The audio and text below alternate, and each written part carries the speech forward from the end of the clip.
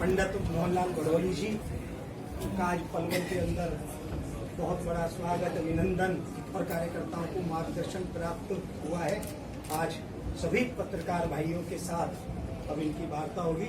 मैं सभी पत्रकार साथियों का इस पत्रकार वार्ता में बहुत बहुत स्वागत करता हूं, अभिनंदन करता हूं और हमारे सभी पार्टी के वरिष्ठ नेतागण इस पत्रकार वार्ता में मौजूद हैं।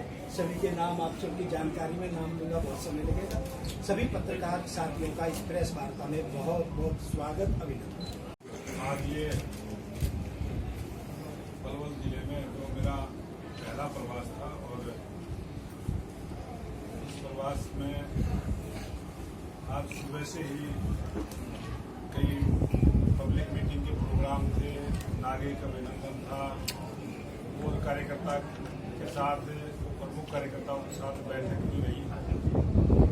और अब जो देश के लोकप्रिय प्रधानमंत्री नरेंद्र मोदी जी ने तीसरी बार प्रधानमंत्री के रूप में शपथ ली और उस सरकार का पहला बजट और हमारी वित्त मंत्री माननीय सीतारमण जी ने जो तीसरी बार की सरकार में छठा बजट रखने का काम किया है, ये बजट विकसित भारत के संकल्प को पूरा करने वाला बजट है। और इस बजट में इस प्रकार की नई योजनाओं के साथ जो इस देश को विकसित राष्ट्र बनाने में एक पायदान का काम ये बजट करेगा। सभी योजनाओं को उचित स्थान देते हुए, सभी योजनाओं के बजट में बढ़ोतरी करते हुए आपने देखा होगा इस बजट में किसी भी योजना का बजट कम नहीं किया गया। हर प्रकार से आगे बढ़ते हुए नई सोच के साथ नए भारत का निर्माण, विकसित राष्ट्र का निर्माण की जो सोच देश के लोकप्रिय प्रधानमंत्री नरेंद्र मोदी जी की है, उसको मजबूत करने वाला ये बजट है। मैं इस बजट की प्रशंसा करता हूँ और ये बजट नए युवाओं को नए रोजगार के अवसर देने वाला बजट रहेगा। नए उद्यमियों को नए उद्योग धंधे लगे, इस प्रकार का एक प्लेटफॉर्म देने का काम इस बजट के माध्यम से होगा। देश में नई नई सड़कें बने, देश में नई रेलवे की कनेक्टिविटी हो, देश में मेट्रो रेल वगैरह का जो दायरा है वो बढ़े, देश के अंदर नए नए स्मार्ट सिटी विकसित हों, देश के अंदर स्वास्थ्य सुविधाओं में वो मापदंड आए जो विकसित राष्ट्र है, उस प्रकार की मेडिकल सुविधा देश में स्थापित हो। हमारे शिक्षा के क्षेत्र में ये देश दुनिया में अग्रणी देश बने, इस प्रकार का ये बजट आया है। और इस बजट में किसानों को, महिलाओं को, युवाओं को, गरीब को, सबका ध्यान रखते हुए इस बजट में सबकी भागीदारी करने का यह बजट प्रस्तुत हुआ है। ये बजट सर्व समाज के लिए सर्वस्पर्शी, सबका हितकारी बजट है। इसका लाभ पूरे देश की जनता को मिले।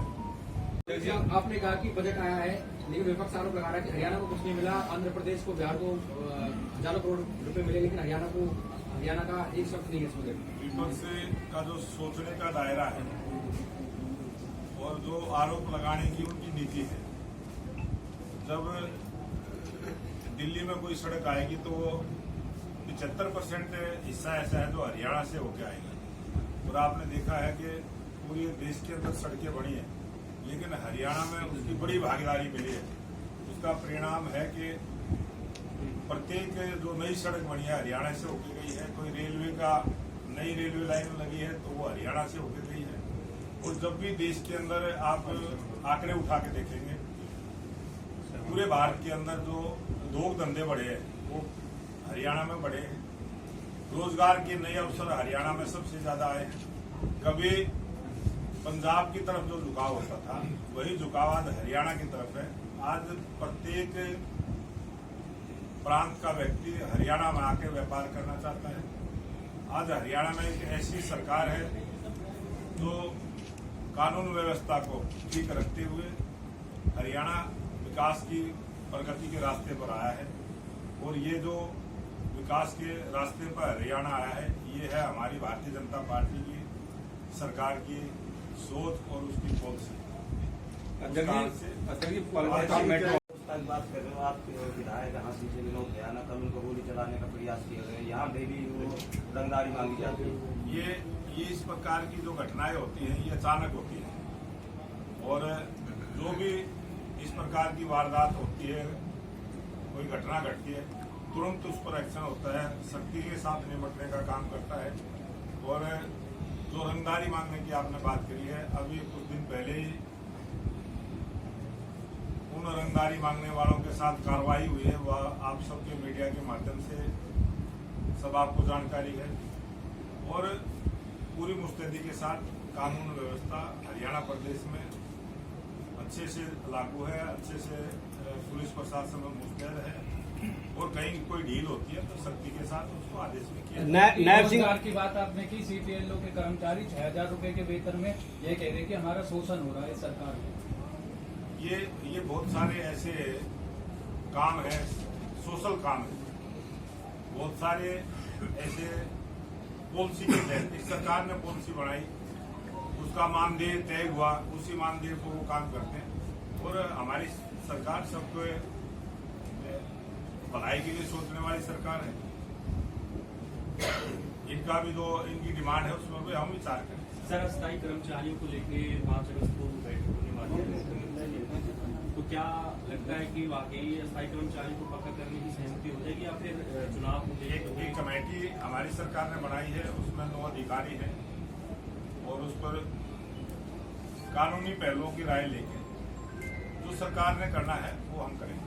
2 महीने बाद विधानसभा का चुनाव है, किस तरह की है क्या भाजपा कांग्रेस की कहीं संदेश यात्रा निकल रही है, कहीं दूसरी अपना दादी के हरियाणा मांग रहे डोर टू डोर कैंपेन भी किया जा रहा है। जिन लोगों ने इस देश को लूटने का काम किया, 10 साल तक आपने उसका शासन देखा है, किस प्रकार से जातिवाद, भाई भतीजावाद, परिवारवाद, क्षेत्रवाद किस प्रकार से हरियाणा में पनपा। और ये तो कलयुग है, आज चोर भी हिसाब मांगने का काम कर रहे हैं, जिन्होंने सरेआम चोरी करने का काम किया, गरीब के हक को चोरी किया है। और ये आंकड़े बताते हैं कि अगर स्कूल में बच्चे पढ़ते थे तो उसमें भी फर्जी आंकड़ों से, उन फर्जी नामों से कौन उस पैसे को खाता था वो हिसाब उड़ाने देना चाहिए। और किस प्रकार से बहुत सारे फर्जी काम वो करते थे, उड़ाराज में करते थे, उसका हिसाब जनता को देना चाहिए। किस प्रकार से गरीब आदमी सरकार के से कितना दूर था। आज एक ऐसी सरकार है जो गरीब को ढूंढ के, गरीब को चिन्हित करके उसको लाभ देने का काम करती है, ऐसी भारतीय जनता पार्टी की सरकार। नायब सरकार हड़बड़ी भी सरकार चला रही है, अपने विकास कार्य गिनाने के साथ साथ बदलने वाली प्रक्रिया तो चलती रहती है, तो निरंतर चलने वाली प्रक्रिया। अध्यक्ष जी, कार्रवाई चल रही है प्रदेश में, जिसको लेकर कांग्रेस के ना सुरेंद्र पवार कांग्रेस के विधायक को गिरफ्तार किया गया, रावदान सिंह अब्दा के खिलाफ भी वो आ रहा है डॉक्यूमेंट, तो उनका कहना है कि भाजपा को सामने विधानसभा चुनाव के नेताओं ने सरकार में रहते हुए पैसे लेके रोजगार देने का काम किया। जिस दिन वो लोग सामने आएंगे, वो लोग उन विधायकों का नाम लेंगे जिसने पैसे लेकर रोजगार दिलवाया था, उस दिन तो बहुत सारे और भी विधायक जेल में जाएंगे। बहुत सारे कांग्रेस के विधायकों ने अनाप शनाप काम करके पैसा लूटने का काम किया है। और ईडी एक जांच एजेंसी है, सरकारी एजेंसी है, गैर वो राजनीतिक संगठन नहीं है। अगर कोई बिजली की चोरी करेगा तो बिजली डिपार्टमेंट तो उस पर कार्रवाई करेगा, कोई टैक्स में चोरी करेगा तो ईडी उस पर एक्शन लेगी। जिस प्रकार के जिस डिपार्टमेंट की जिम्मेवारी है वो उस पर एक्शन लेता है, उसी प्रकार की ये कार्रवाई है। लेकिन वो राजनीतिक आरोप लगाने का ये कांग्रेस पार्टी के स्वभाव में आ गया है। वो छोटी छोटी बातों में भी राजनीतिक बयानबाजी करके उसको राजनीति करने का प्रयास करते हैं। स्पष्ट बहुमत की सरकार इस 2024 के विधानसभा चुनाव में बनेगी। और आज भी हम कांग्रेस से वोट परसेंटेज में भी आगे हैं। और आज भारतीय जनता पार्टी की अगर 5 सीट है तो 46 विधानसभा सीटें हमने जीती हैं। आज भी कांग्रेस पिछली बार एंटी इनकम्बेंसी का शिकार हुई थी, इस बार एंटी इनकम्बेंसी का शिकार है। हमारी जो है, हमने 44 जीते हैं, उन्होंने 42 जीते। तो गठबंधन चलने की सरकार आ गई। बिल्कुल स्पष्ट बहुमत की सरकार हरियाणा प्रदेश की जनता से भारतीय जनता पार्टी। वही तो बात है। अजय बार शैलजा की यात्रा चल रही है, उसमें हुड्डा का और उदयभान जी का फोटो भी है, किस तरह देखते हैं? क्योंकि लगा दिया ये कांग्रेस पार्टी का कल्चर है, ये कांग्रेस पार्टी वालों को पूछना चाहिए, मेरे से क्या पूछते हैं? नहीं, अध्यक्ष जी आप देखते हैं क्योंकि इतना बड़ा संगठन और उसमें भी बड़े नेताओं की फोटो गायब होना, ये कांग्रेस वाला से प्रश्न करना। दूसरे लोग आज नायब सिंह सैनी जी हरियाणा प्रदेश के मुख्यमंत्री हैं और जिस प्रकार से वो सरकार चला रहे हैं, हरियाणा प्रदेश की जनता उससे खुश है, प्रसन्न है और उसी का परिणाम है कि हरियाणा प्रदेश की जनता ने मन बनाया है कि आने वाले समय में नायब सिंह सैनी जी को तीसरी बार मुख्यमंत्री। मनोहर लाल जी ने जितनी जन कल्याण की जितनी अच्छी योजनाएं बनाई लोगों के लिए, लेकिन वो उनका पालन नहीं हुआ। कारण बताते हैं अधिकारियों ने पालन नहीं होने दिया, क्योंकि उन लोगों का, ये जो बड़े अधिकारी हैं, उनका संपर्क हुड्डा के साथ रहा है। ये अगर कोई अधिकारी काम नहीं करेगा तो उस अधिकारी से भी हम सख्ती से निपटते हैं। कितने सीटें आ सकती हैं इस बार अगर भारतीय जनता पार्टी की स्पष्ट बहुमत। आपकी मेट्रो की बात इसी में आए हो आप बैठिए। 75 बार का पिछली बार नारा था, इस बार अध्यक्ष साहब कितनी कहते हैं?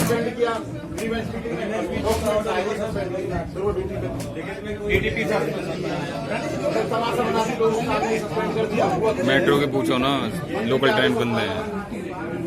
ये बात आपने बताई है, इसकी हम भ्रष्टाचार के आरोप होते हैं। प्रदेश अध्यक्ष जी आप बोलिए, करप्शन को बोलिए। वो सरकार उससे सख्ती से निपटने का काम। मेट्रो की घोषणा कीजिए आपने। कांग्रेस में निशाना साध रहे आप खुद राव इंद्रजीत ने इको ग्रीन कंपनी के खिलाफ भ्रष्टाचार को लेकर मुख्यमंत्री को पत्र लिखा है, तो उस पर आप क्या करोगे? पत्र लिखा है तो उस पर कार्रवाई होगी। अहीरवाल में 7 सीटें मांग रही है राव इंद्रजीत कहीं न कहीं बता आज राव को राव इंद्रजीत जी 90 सीटें मांगेंगे तो 90 के 90 देंगे, वो हमारे नेता है। एक सर